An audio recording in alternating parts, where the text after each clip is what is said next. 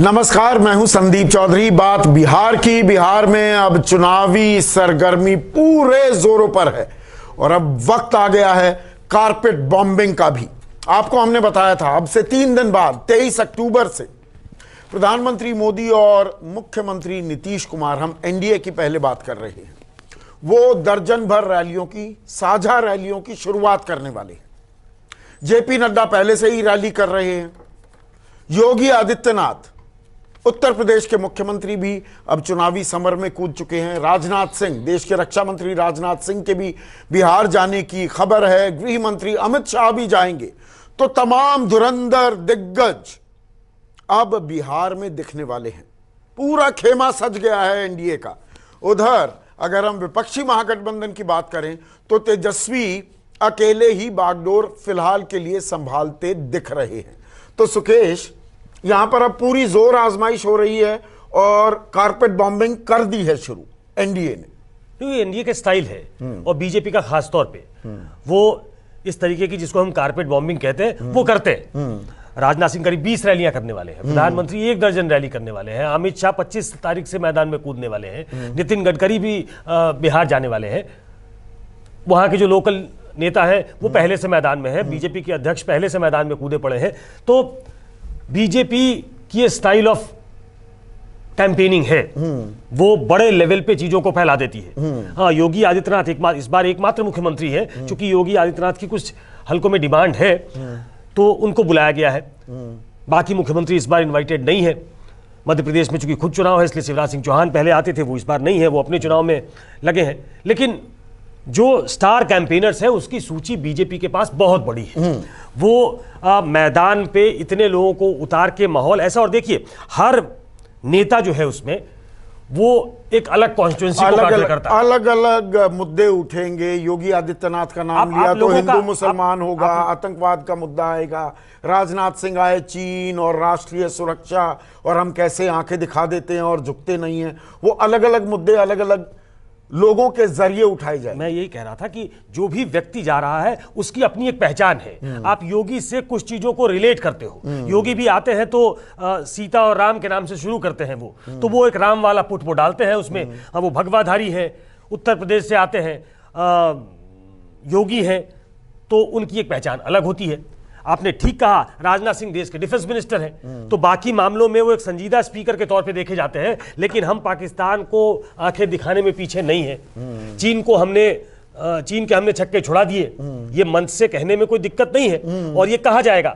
आप मान के चले, जब नितिन गडकरी आएंगे तो कैसे पूरे देश में उन्होंने इंफ्रास्ट्रक्चर का विकास कर दिया है और कैसे रोड बनवा दी है उन्होंने, वो एक दूसरे स्तर पे बात करेंगे जिससे विकास का पुट आएगा। तो बीजेपी ये करने में माहिर रही है। ऐसे में अगर देखा जाए और सामने समानांतर खींचा जाए तेजस्वी का, अब तेजस्वी इस रण में अकेले दिख रहे हैं। अभी अभिमन्यु चक्रव्यूह में फंस गया है तो। लेकिन क्या सिर्फ स्टार कैंपेनर्स ही आपकी नैया पार लगा देते हैं?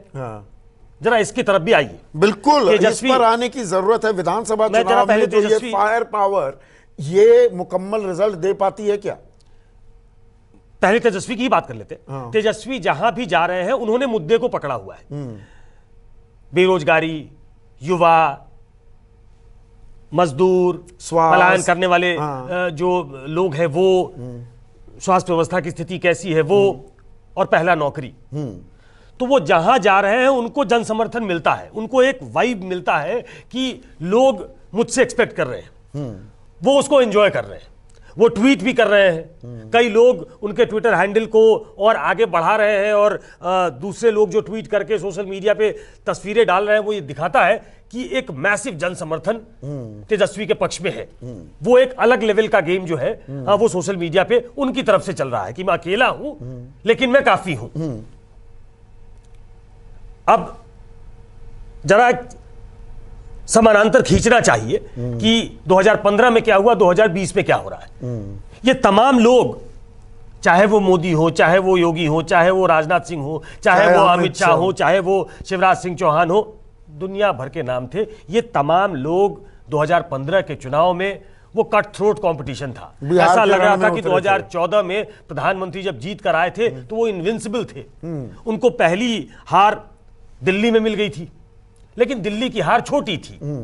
उसके 32 बाद सीटें जीती थी बिहार में 40 में से 2014 के लोकसभा चुनाव में। बिल्कुल। तो लग रहा था कि भाई सिंगल लार्जेस्ट पार्टी क्या सरकार भी बना सकती है बीजेपी। ये ताल ठोकी जा रही थी। और इसी को देखते हुए नीतीश कुमार ने आरजेडी के साथ गठबंधन किया। वो जो सामाजिक समीकरण था वो ऐसा था जिसकी काट बीजेपी के पास नहीं थी। ये तमाम लोग मैदान में थे, लेकिन सिर्फ लालू यादव और नीतीश कुमार, दो पोटेंशियल उनके पास जो लोग थे जिनमें काफी पोटेंशियल था और वो बहुत मारक क्षमता उनकी बहुत ज्यादा थी, उन दो लोगों ने इनको पानी पिला दिया। 53 सीटों पर सिमट गई थी बीजेपी। 53 सीटें, हाँ। 178 के आसपास महागठबंधन को आया था। उसमें कांग्रेस का कोई बड़ा स्टार कैंपेनर नहीं था, उसमें दो लोग थे, लालू यादव, नीतीश कुमार। लेकिन वो सोशल कॉम्बिनेशन ऐसा बन गया था कि बीजेपी तमाम कोशिशों के बावजूद, मांझी को उन्होंने साथ लिया, पासवान उनके साथ थे, आरएलएसपी उनके साथ थी, वीआईपी का टैसिट समर्थन था जो आज भी उनके साथ है, लेकिन वो मैच नहीं कर पाए। तो इस बार सोशल कॉम्बिनेशन इनके साथ है। बस यही मैं जरा साझा करना चाहता हूं। इस बार सोशल कॉम्बिनेशन ऐसा है, देखिए वहां मोटे तौर पे अगर आप देखें तो दो पार्टियां एक साथ जब हो जाती हैं तो तीसरी हार जाती है। अगर बीजेपी, जेडीयू, आरजेडी को इनको तीन खेमे में बांटे, आप तीन अलग अलग ग्रुप्स कर लेंगे, तो जेडीयू आरजेडी मिल गई, बीजेपी हार गई। अब जेडीयू बीजेपी मिल गई है, वो आरजेडी पे भारी पड़ सकती है। 2010 में भी जेडीयू बीजेपी साथ थे तो आरजेडी अपना नेता प्रतिपक्ष नहीं चुन पा रही चली गई थी। हाँ, 10% से कम। ये सोशल कॉम्बिनेशन नीतीश कुमार का इस तरफ से बीजेपी की तरफ आना उस सोशल कॉम्बिनेशन को थोड़ा ज्यादा मजबूत कर देता है। सारे अगले ढांचा जो था अब उसके अंदर भी तो बहुत सारी दरारें पड़ गई हैं। वो इतना इजी नहीं है जैसा सोशल कॉम्बिनेशन 2010 या 2015 में था। बिल्कुल नहीं है। 2010 वाला तो बिल्कुल नहीं है। हाँ। एक सोशल कॉम्बिनेशन ऐसा बनता है कि अगड़ी जाति मोटे तौर पे एक तरफ, बीजेपी के साथ, उसमें ईबीसी का वोट जोड़ दे आप। हाँ। उसमें अगर सब कास्ट में से अगर महिलाओं को थोड़ा निकाल लें जो नीतीश कुमार के प्रति एलिजेंस रखती हैं तो उनको भी जोड़ लें। मोटे तौर पे एक ऐसा कॉम्बिनेशन वो बनता है जो आरजेडी, कांग्रेस और लेफ्ट के गठबंधन के सामने एक मजबूत गठबंधन के तौर पे खड़ा हो जाता है। अब आपने कहा कि कुछ तो सब कास्ट हो गए, कुछ सारे बंधन टूट रहे हैं। जब अगर युवा जिस तरीके से सर्ज दिखता है कि सारे युवा क्या एक हो जाएंगे, क्या सच में एनडीए के खिलाफ बहुत गुस्सा है क्या, जिसकी चर्चा तेजस्वी और उनके कैंप के द्वारा की जा रही है, जो फोटो जो दृश्य शेयर किए जा रहे हैं, वैसा लगता है कि जो उन्होंने 10 लाख नौकरियों का वादा किया है सारे युवा एक तरफ हो गए। तो मतलब वो जात पात की बात खत्म हो जाती है, युवाओं में नौकरी की बात है। तो ये नहीं कि यादव को नौकरी चाहिए और एक कुर्मी कहेगा नहीं मुझे नौकरी नहीं चाहिए, नहीं, वही वो टूट जाती है। बिल्कुल, अगर ऐसा ग्राउंड पे है ये हाँ। सर्ज अगर ग्राउंड पे है तो फिर ये सोशल कॉम्बिनेशन को तोड़ता है। और अगर वो टूट जाता है फिर चुनाव के नतीजे कहीं भी जा सकते हैं। तो मोटे तौर पे आप ये समझिए कि नेताओं की आमद ग्राउंड में एक तरफ भले कोई अकेला हो लेकिन उसके पास मुद्दे हो और उसके साथ वो जो सरकार चल रही है उसकी एंटी इनकम्बेंसी उसके साथ हो, तो उसको एक डेफिनेट एज मिलता है, भले ही उसके साथ कोई स्टार प्रचारक हो या ना हो। और ये जो स्टार पावर की हम बात कर रहे हैं, कारपेट बॉम्बिंग की, ये दरअसल लोकसभा चुनाव में ज्यादा रिजल्ट्स देता है, विधानसभा चुनाव में इससे उलट तस्वीर देखने को मिलती है क्योंकि स्थानीय मुद्दे हावी होते हैं। उम्मीदवारों का भी एक बहुत बड़ा पुट होता है। लोकसभा में आप किसी को भी खड़ा कर दीजिए, हवा चल रही है, जीत जाता है वो व्यक्ति। मुझे ध्यान आता है हरियाणा में पहली बड़ी रैली, 3 रैलियां की थी प्रधानमंत्री मोदी ने। पहली बड़ी रैली की चरखी दादरी में और वहां बबीता फोगाट अर्जुन अवार्ड विनर और दंगल फिल्म के बाद और मशहूर हो गई थी, अपना चुनाव हार गई, तीसरे नंबर पर आई। सिर्फ हारी नहीं, वो तीसरे नंबर पर आई। तो विधानसभा लोकसभा में स्टार पावर का इस्तेमाल तो दोनों जगह होता है पर नतीजे थोड़े अलग हो जाते हैं, जमीन आसमान का अंतर है। हाँ। अगर कोई व्यक्ति अपने लिए, नरेंद्र मोदी की लोकप्रियता बहुत ज्यादा है, वो पूरे देश में उनकी मांग होती है, वो बड़े टायरलेस कैंपेनर हैं, वो किसी भी मौके पे और किसी भी व्यस्तता के दौरान भी समय अपनी पार्टी के लिए पॉलिटिकल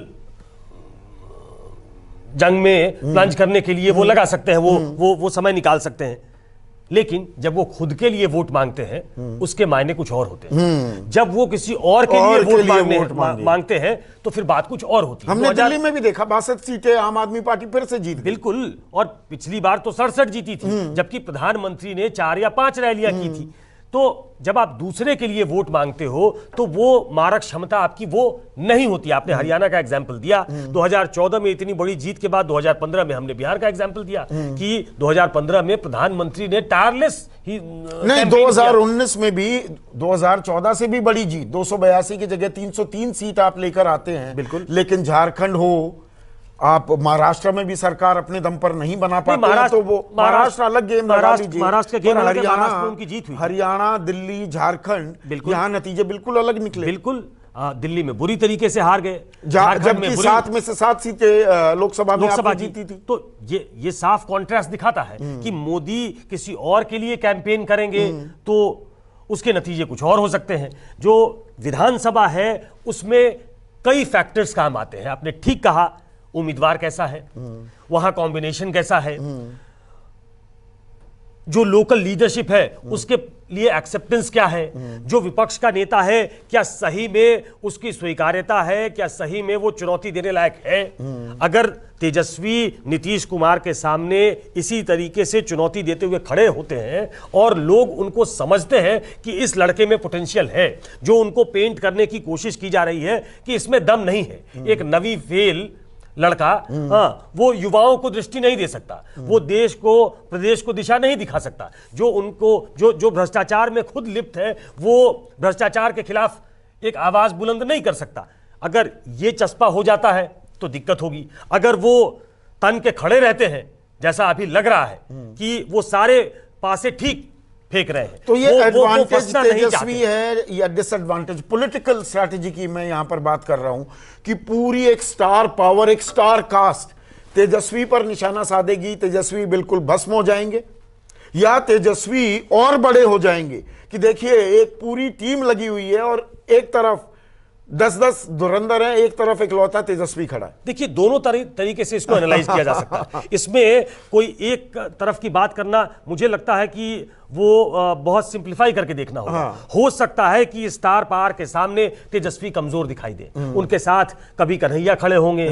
सुनने में आ रहा है राहुल गांधी 23 तारीख को, सुनने में क्या 23 तारीख को वो जा रहे हैं, अभी मंच शेयर करने की बात नहीं है।